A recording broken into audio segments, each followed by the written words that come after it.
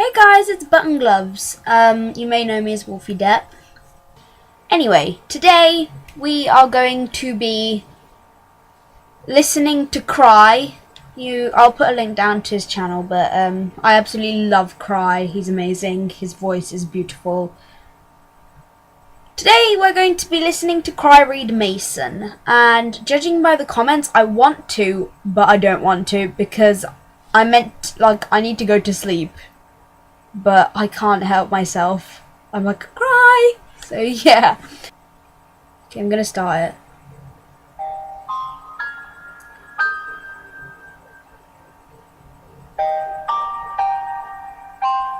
it. Mason. Sounds creepy. It was a dark and rainy day in February when I was hit by a small red pickup. February 15th. I was told I flew 15 feet before landing smack on my head. Apparently the driver was drunk and didn't see me crossing. I don't remember that day at all. 4 weeks I slept, in a coma that many feared I would never come out of. I was placed in a ward of children and teens with major bodily harm or disease. My roommate was a boy named Mason. I never did find out his last name. For the time in which I slept, he found out bits and pieces of me from my various visitors. Nice. My favorite color, what music I liked, and other things. It's more stalker. The day I woke up, I was showered with love and attention from my family, and it took me almost an hour to realize the presence of the boy laying in the bed beside me. Aww. He flashed me a lopsided grin, and quietly went back to the book he was reading. Eventually I was left in peace, and after about 20 minutes of mental debate, I spoke up and asked him his name. His voice was smooth and low, and never failed to make me shudder. It's Cry. We spent the rest of the evening playing 20 questions and becoming familiar with each other. Eventually, my doctor would break our quality time and give me the lowdown of my injuries, God damn it, and what the doctor. healing process would be like.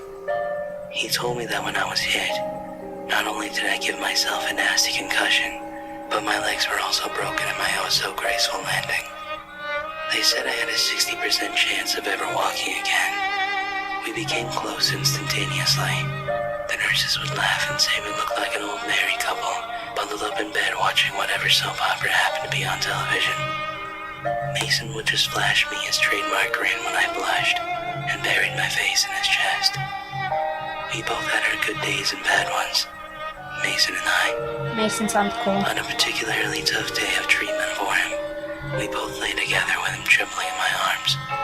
I'll never forget the feeling of his soft hiccups, or the knot at the pit of my stomach. I finally got up my courage and asked him the million-dollar question. He had Hodgkin's disease. I don't think either of us slept that night. While my legs were transitioned from cast to braces, Mason's chemotherapy began. However, without fail, when I'd come back frustrated or in tears over a difficult session of therapy, he'd be there to comfort me with soothing words and reruns of I Love Lucy. Over the weeks, the chemo began to take its toll. His brown curls thinned to almost nothing.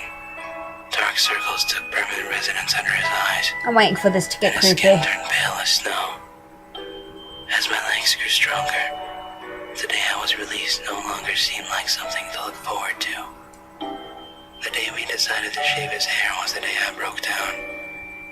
I told him I would do anything. Give blood, bone marrow, anything to make him get better faster. This is cute. But he just shot me a smile that instantly made me melt and wipe my tears away. 60%. Mason had a 60% chance of beating his demons. Same as me. On May 12th, I was officially released from room 104. I would walk with a limp likely for the rest of my life. Every other day I would visit Mason. Each time I would leave, we would take a picture together.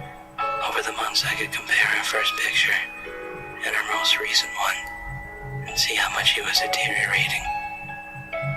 It was heartbreaking. August 17th was the first time I lost him. Overnight high fever had broken out and his heart stopped for 4.5 minutes. Those were the worst minutes of my life.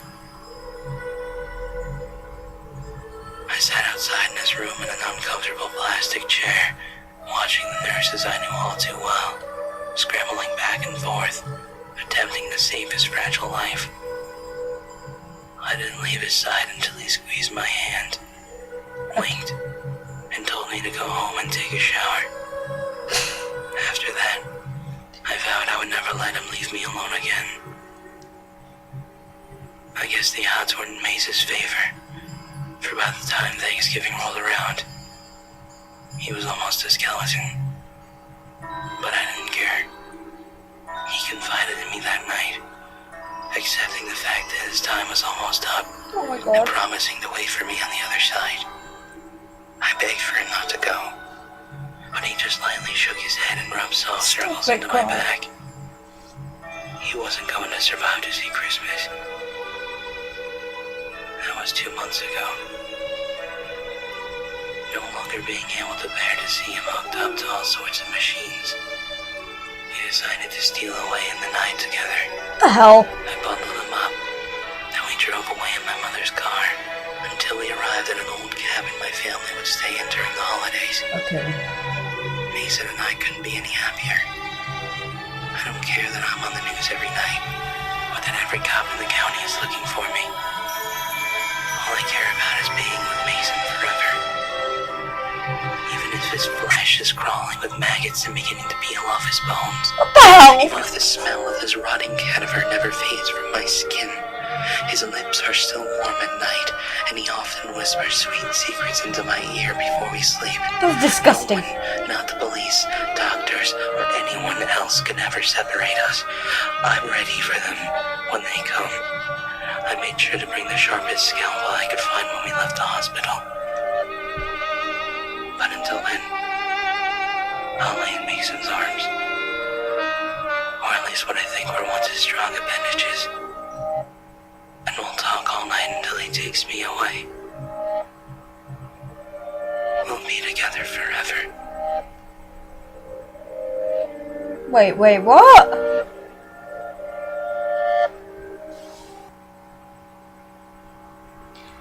At the start, it was very sad, sweet story about a couple, and it was really cute until it got to the maggots bit and the scalpel bit. And when he says, so he can take me away so that we can be together forever, is Mason going to kill him?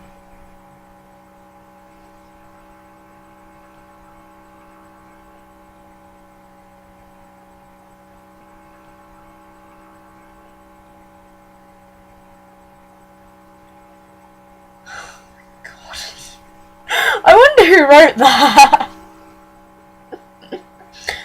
It was nice until it got to the bad part.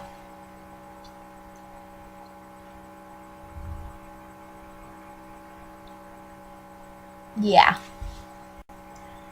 Anyway guys, that was my first video. Thanks for watching. Remember to like, comment, and click the subscribe button wherever it is, because YouTube changes all the time. And yeah, if you want to share it, favorite it, do whatever you want, but I'll put a link down below to the original video. And go subscribe to Cry, because I love him to bits. I've even done fan art, but I've taped it up there to my wardrobe so you can't see it. So yeah, anyway, love you all, bye bye.